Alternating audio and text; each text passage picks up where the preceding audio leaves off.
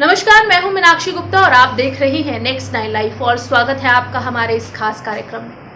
साल 2020 में शिवसेना ने जब विधानसभा चुनाव लड़ा तो उस दौरान शिवसेना के संस्थापक दिवस पर शिवसेना ने ये ऐलान किया कि वो इस बार विधानसभा का ये चुनाव बीजेपी से अलग होकर लड़ेगी और बीजेपी से अलग होने के बाद शिवसेना ने अपनी एक अलग पहचान बनाई है। हालांकि ये बात और है कि शिवसेना ने 2019 का चुनाव कांग्रेस और एनसीपी के साथ मिलकर गठबंधन में लड़ा था, जिसके बाद इस सरकार को महाविकास आघाड़ी सरकार कहा जाता है।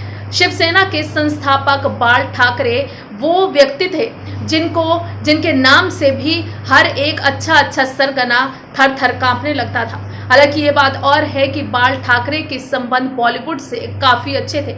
ऐसे में आज हम आपको बताएंगे हमारी इस खास रिपोर्ट में बाल ठाकरे के बारे में और साथ ही बताएंगे आपको बाल ठाकरे के अमिताभ संग खास रिश्ते के बारे में। देखिए हमारी ये रिपोर्ट। शिवसेना ने साल 2018 में बाला साहेब के जन्मदिन पर यह ऐलान कर दिया कि वो भारतीय जनता पार्टी से अलग होकर चुनाव लड़ेगी।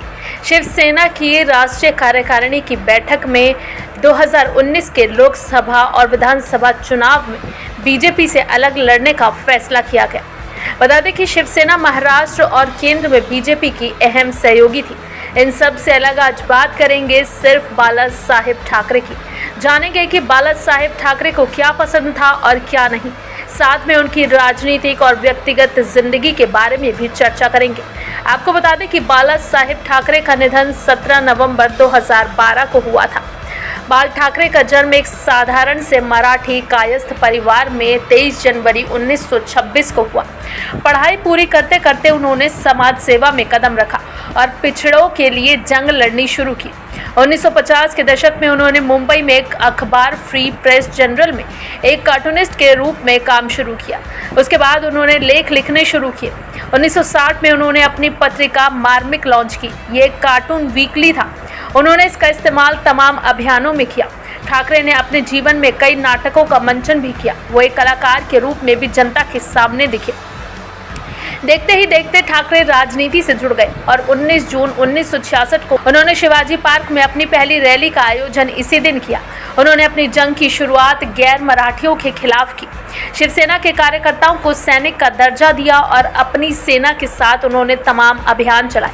1995 में शिवसेना और बीजेपी की महाराष्ट्र में सरकार बनी, लेकिन ठाकरे ने एक भी पद नहीं लिया। उन्होंने पर्दे के पीछे बैठकर सरकार का रिमोट कंट्रोल अपने हाथ में रखा। 1996 में उनकी पत्नी मीना ठाकरे का निधन हो गया। उसी साल उनके बड़े भाई भी नहीं रहे। अपने बेबाक बयान और जातिवाद और क्षेत्रवाद की राजनीति के कारण चुनाव आयोग ने ठाकरे पर 6 साल के लिए प्रतिबंध लगा दिया। उस प्रतिबंध के अंतर्गत ना तो वो वोट दे सकते थे और ना ही चुनाव लड़ सकते थे। ठाकरे ने जीवन भर हिंदुओं के लिए लड़ाइयाँ लड़ी। वो अपने जीवन में अगर किसी देश से नफरत करते थे तो वो पाकिस्तान था, वो भी आतंकवाद की वजह से। बाला साहेब हमेशा से बॉलीवुड के करीब रहे। अमिताभ बच्चन से लेकर तमाम कलाकारों के साथ उनके रिश्ते काफ़ी करीबी रहे।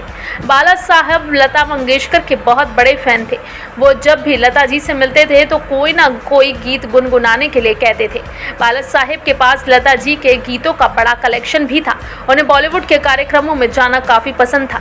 एक समय था जब ठाकरे के आने के पहले कार्यक्रम शुरू तक नहीं होता था। बाला साहेब के रिश्ते अमिताभ से काफ़ी करीबी थे। जब अमिताभ कुली फिल्म की शूटिंग में चोटिल हुए तो वो उनके पास गए तो उन्होंने कहा कि अमिताभ तुम यमराज को मात दे दो।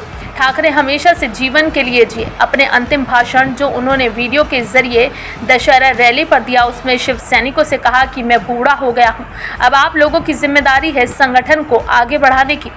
बाला साहब सिगार, मटन और वाइट वाइन के शौकीन थे। चांदी के सिंहासन पर बैठने के शौकीन बाला साहेब ठाकरे के घर शरद पवार अक्सर बियर पीने जाया करते थे। इस बात का खुलासा खुद बाला साहेब ने किया था। वहीं आपको बता दें कि बाला साहेब की अपने बड़े बेटे जय ठाकरे से बिल्कुल भी नहीं बनती थी। सार्वजनिक जीवन में अपने तीखे भाषणों से पहचाने जाने वाले बाला साहेब ठाकरे निजी जीवन में बच्चों के साथ बेहद मधुर व्यवहार के हिमायती थे। बच्चों को अनुशासन में लाने के लिए मारपीट के वो एकदम खिलाफ थे। उन्होंने खुद भी कोशिश की कि अपने बच्चों के साथ बेहतर संबंध रहे। बाला साहेब के 3 बेटे हुए। सबसे बड़े बिंदु माधव, जयदेव ठाकरे और उद्धव ठाकरे। बड़े और छोटे बेटे के साथ तो बाला साहेब के संबंध अच्छे रहे, लेकिन जयदेव ठाकरे के साथ हमेशा तलखी बनी रही। बाला साहेब का निधन साल 2012 में हुआ था, लेकिन उससे पहले करीब 2 दशकों तक जयदेव के साथ उनके संबंध कभी मधुर नहीं रहे। बाला साहेब जयदेव से इतने तंग आ गए थे कि उन्होंने एक बार सामना में लिखा कि वो लड़का एक त्रासदी है। बाला साहेब और जयदेव के संबंधों में खटास की शुरुआत 1990 के दशक के शुरुआती समय से ही हो गई थी। जयदेव की पहली शादी जयश्री कलेलकर से हुई थी। जयदेव उस शादी से खुश नहीं थे, परिवार में तनाव जैसे हालात थे। इसी समय जयदेव ने एक बड़ा कदम उठाया और वो जयश्री से अलग हो गए। इस अलगाव को लेकर बाला साहेब और जयदेव के रिश्तों में आई खटास तकरीबन पूरी जिंदगी चली। ये तलखी और भी ज्यादा बढ़ गई जब जयदेव ने दूसरी पत्नी स्मिता ठाकरे से भी अलग होने का फैसला किया। स्मिता से अलग होने का फैसला भी जयदेव ने कुछ ही सालों के अंदर कर लिया। साल 1996 में बाल ठाकरे की पत्नी मीना ठाकरे का निधन हो गया और बाप बेटे के संबंधों में खिंचाव और ज्यादा बढ़ गया। जयदेव ने अपना घर जाना छोड़ दिया। जयदेव ने तीसरी शादी भी की। तीसरी पत्नी का नाम अनुराधा है।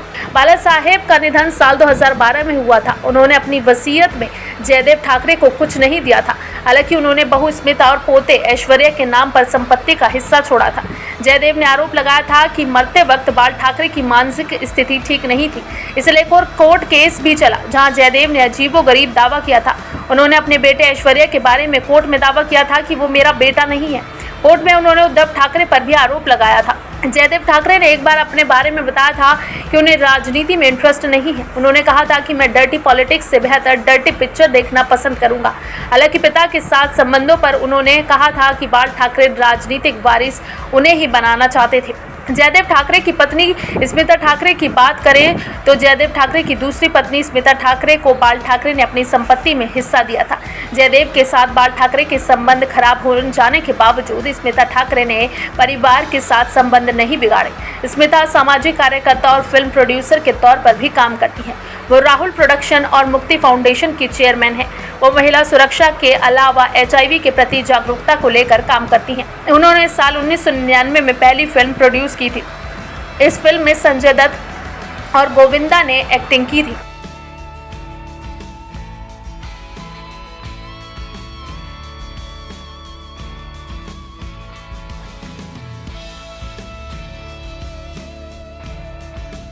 फिलहाल के लिए इस कार्यक्रम में बस इतना ही। बाकी देश और दुनिया से जुड़ी ताज़ी तमाम अपडेट्स के लिए आप जुड़े रहिए नेक्स्ट 9 लाइव के साथ। और अगर आपको हमारा ये वीडियो पसंद आया है तो इसे लाइक, शेयर एंड कमेंट जरूर करें। साथ ही साथ हमारे चैनल नेक्स्ट 9 लाइव को भी जरूर सब्सक्राइब करें।